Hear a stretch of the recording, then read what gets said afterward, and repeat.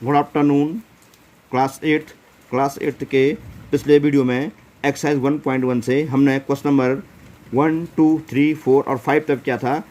हम आज एक्सरसाइज 1.1 का क्वेश्चन नंबर 6 करेंगे और क्वेश्चन नंबर 6 है 6 multiply 6/13 by the reciprocal of -7/16। मतलब ऋण 6/13 को ऋण 7/16 के व्युत्क्रम से मल्टीप्लाई कीजिए। यानी कि 6/13 को ऋण 7/16 के क्या रेसिप्रोकल से क्या करना, आपको मल्टीप्लाई करना है। मीन्स वो कह रहा है कि पहले आप क्या कीजिए, -7/16 का रेसिप्रोकल कीजिए।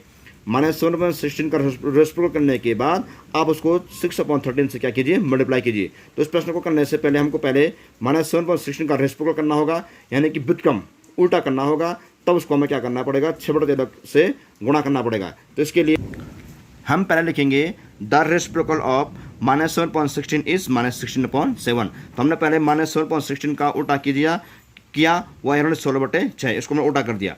तो रेसिप्रोकल करने के लिए मैंने आपको पहले भी कहा था, हम केवल भिन्नों को चेंज करते हैं, यानी कि अंश को हर को अंश में ले जाते हैं। और माइनस चिन्ह को चाहे अंश में रखिए चाहे हर में रखिए, वो एक ही चीज़ होती है। तो -7/16 का जो रेसिप्रोकल आया वो -16/7 आया। अब इसको मल्टीप्लाई किससे करना है, 6/13 से। तो हमने यहाँ लिख दिया रेसिप्रोकल करने के बाद -6/13 मल्टीप्लाई -16/7। अब आप इसको गुणा करना, जैसे भी गुणा करना हो, काटना है या उसको गुणा करना है, जो इसको गुणा करके आ जाएगा उसका आंसर हो जाएगा। अब क्वेश्चन नंबर 7 यहाँ पे है 7 कि tell what property allows you compute 1/3 multiply 6/4/3 as 1/3 multiply 6 multiply 4/3। मैंने आपको पहले कहा था मल्टीप्लाई वाला है ये सारा सवाल। 1/3 गुणा गए 6 गुणा गए 4/3। यहाँ भी लिखा हुआ 1/3 गुणा गए 6 गुणा गए 4/3। मैंने आपको कहा था यहाँ पर समूह चिन्ह है, यहाँ पे जो है 1/3 बाहर है, जबकि दो संख्याएं कोष्टक के भीतर हैं। और इस वाले में आगे की दो संख्याएं कोष्टक के भीतर हैं, जबकि ये संख्या कौन सी बाहर कर रखी है, तो ये भिन्न बाहर कर रखी है। तो मैंने इस तरह के गुणा कहा था सहचाता का नियम, यानी कि एसोसिएटिव प्रॉपर्टी। तो ये प्रश्न ये कह रहा है आपसे बताया कि ये जो मल्टीप्लाई लिखा हुआ है, ये मल्टीप्लाई किस नियम से, यानी कि किस प्रॉपर्टी के आधार पर लिखा गया है। हम साफ देख पा रहे हैं कि ये मल्टीप्लाई जो है गुणा के सहचाता के नियम पर आधार पर लिखा हुआ है। हम इसका उत्तर लिखेंगे कि answer associative property of multiplication. तो क्वेश्चन नंबर 7 का उत्तर आएगा। केवल आपको इसमें हल नहीं करना है, केवल बताना है कि मल्टीप्लाई किस प्रॉपर्टी पे है। तो मल्टीप्लाई किस प्रॉपर्टी पे है, इसका आंसर आएगा सिर्फ एसोसिएटिव प्रॉपर्टी ऑफ मल्टीप्लाइकेशन, यानी कि गुणा के लिए सहचारता का नियम। आंसर है एसोसिएटिव प्रॉपर्टी ऑफ मल्टीप्लाइकेशन, ये प्रश्न। अब उसके बाद question number 8 is 8/9 the multiplicative inverse of -1/1/8। ये कह रहा है कि जो है क्या 8/9 ऋण 1 से ही 1/8 का मल्टीप्लिकेटिव इनवर्स है। ये कह रहा है क्या 8/9 ऋण 1 से ही 1/8 का मल्टीप्लिकेटिव इनवर्स है। आपको ये देखना है यहाँ पे कि क्या जो 8/9 है, क्या वो -1/1/8 का मल्टीप्लिकेटिव इनवर्स यानी कि गुणात्मक प्रतिलोम है, तो नहीं है। मैंने आपको ये कहा था कि गुणात्मक प्रतिलोम किसको बोलते हैं, हम भिन्नों को चेंज करते हैं, माना अंश को हर में लाते हैं, हर को अंश में लाते हैं। पर यहाँ पर जो है अंश को हर में, हर को अंश में उसने किया है, लेकिन यहाँ पर उसने जो चिन्ह गलत कर दिया है। यहाँ पर प्लस चिन्ह है और यहाँ पर क्या हो गया, माइनस चिन्ह है। जबकि गुणात्मक प्रतिलोम में यानी कि मल्टीप्लिकेटिव इनवर्स में चिन्हों को हम चेंज नहीं करते हैं, हम केवल भिन्नों को चेंज करते हैं। ये भिन्न कौन सी है, ये फ्रैक्शन कौन सा है 8/9, और फ्रैक्शन कौन सा है 1/-1/8। इसको बनाइए आप मिक्स्ड फ्रैक्शन को आप कन्वर्ट कीजिए किसमें, इम्प्रॉपर फ्रैक्शन में। तो 8 या 8 and 1 9/8, ये है -9/8। तो ये कह रहा है कि 8/9 का व्युत्क्रम -9/8 है। तो गलत इसलिए है क्योंकि यहाँ पर उसने प्लस को माइनस कर रखा है, जबकि मल्टीप्लिकेटिव इनवर्स में प्लस का माइनस नहीं होता है। तो इसका उत्तर आ गया no. Question number 9 is 0.3 the multiplicative inverse of 3/1/3। ये प्रश्न में सेम हुई है कि क्या 0.3 3/1/3 का मल्टीप्लिकेटिव इनवर्स है, क्या 0.3 3 से ही 1/3 का गुणात्मक प्रतिलोम है। तो इसको हम चेक करेंगे। क्वेश्चन नंबर 9 का आंसर है multiplicative inverse of 3/1/3 equal 10/3 is 3.10, यानी कि 3 से ही 1/3 बराबर 10/3। तो इसको हम जब बनाएंगे, विषम बनाएंगे, 3 3 और 1 10 10/3 आएगा। तो 10/3 का मल्टीप्लाई करो इन्वर्स क्या होगा 3/10, यानी कि 10/3 का जो है गुणात्मक प्रतिलोम क्या होगा 3/10।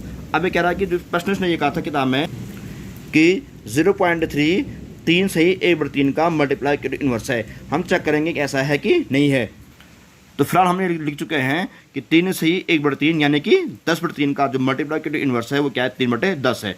अब आप 3/10 लिखिए, बराबर कीजिए इसको, ये वाला यहाँ लिख दिया, 10 का भाग 3 में कीजिए, कितना है 0.3। तो ये आंसर क्या है सही है, यस, क्योंकि 0.3 क्या आ चुका है 3 से 1/3 का क्या आ चुका है मल्टीप्लाई के इनवर्स आ चुका है, वही प्रश्न किताब में था और इसका उत्तर आएगा यस।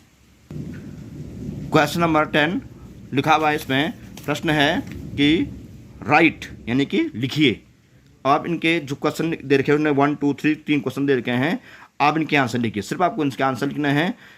अब प्रश्न नंबर 1 है क्वेश्चन नंबर 10 प्रश्न नंबर 1 इसमें से the rational number that does not have a reciprocal, the rational number that does not have a reciprocal, एक प्रमेय संख्या जिसका कोई रेसिप्रोकल नहीं है या जिसका कोई व्युत्क्रम नहीं है। तो आपको क्या लिखना है इसमें उत्तर, प्रश्न ये पूछा हुआ इसने कि एक ऐसी प्रमेय संख्या लिखिए जिसका कोई व्युत्क्रम नहीं है। ऐसी प्रमेय संख्या कौन सी है 0, वो प्रमेय संख्या 0 है। 0 इसलिए है क्योंकि मैंने लिखा हुआ 0 का जो रेसिप्रोकल होगा वो क्या होगा, हम 0 को क्या लिखेंगे 0/1 मानेंगे, क्योंकि भाई 0 एक पूर्णांक है, तो पूर्णांक को हम हर में एक लगा उसको क्या प्रमेय संख्या बनाते हैं, तो हम 0 को 0/1 भी लिख सकते हैं। अब इसका उल्टा कीजिए, क्या होगा 1/0, और 1/0 कोई भिन्न होती नहीं है, क्योंकि मैंने आपको पहले भी कहा था जब किसी भिन्न के हर में 0 आता है तो उसका मान क्या हो जाता है, अपरिभाषित हो जाता है, इन्फिनिट हो जाता है। तो यानी कि ये कोई आंसर है नहीं, यानी कि 0 का कोई भी रेसिप्रोकल नहीं होता है, तो इसका उत्तर आएगा 1। तो इसका आंसर होगा इसका आंसर होगा 0, कि प्रश्न ये है the rational number that does not have a reciprocal, एक प्रमेय संख्या जिसका कोई व्युत्क्रम नहीं होता है, तो आंसर है इसका 0। क्वेश्चन नंबर 2 है the rational number that are equal to their reciprocal, एक प्रमेय संख्या लिखिए जिसका रेसिप्रोकल उसके बराबर है। क्या कहना है इसका उत्तर, क्या कहा आपने, क्या समझे आप कि प्रमेय संख्या जिसका व्युत्क्रम खुद वही उसके बराबर है, यानी कि प्रमेय संख्या जिसका व्युत्क्रम उसके ही बराबर है। मैं से ऐसी प्रमेय संख्या लिखिए जिसका व्युत्क्रम खुद वही आए, तो ऐसी प्रमेय संख्या होगी 1, क्योंकि वो कह रहा है कि ऐसी प्रमेय संख्या लिखिए जिसका व्युत्क्रम खुद वही संख्या हो, तो 1 का व्युत्क्रम क्या हो गया 1/1, तो 1 का व्युत्क्रम होता है वो क्या होता है 1/1 होता है, इसको हम क्या लिखते हैं 1 ही लिखते हैं। तो 1 का व्युत्क्रम क्या होता है 1 होता है, तो उसने कहा कि ऐसी प्रमेय संख्या लिखिए जिसका व्युत्क्रम खुद वही हो, तो इसका आंसर आएगा 1 एंड -1 भी है। अगर हम -1 का व्युत्क्रम करेंगे तो -1/1 आएगा, उसको हम क्या लिखेंगे -1 ही लिखेंगे। तो 1 का व्युत्क्रम 1 का रेसिप्रोकल 1 ही है, और -1 का रेसिप्रोकल भी -1 ही है। तो 1 और -1 वो संख्याएं हैं जो जिनके व्युत्क्रम क्या है खुद वही हैं। तो क्वेश्चन है the rational numbers that are equal to their reciprocal, प्रमेय संख्याएं जिसका व्युत्क्रम वो खुद उसके बराबर है। इसका आंसर क्या आएगा 1 एंड -1।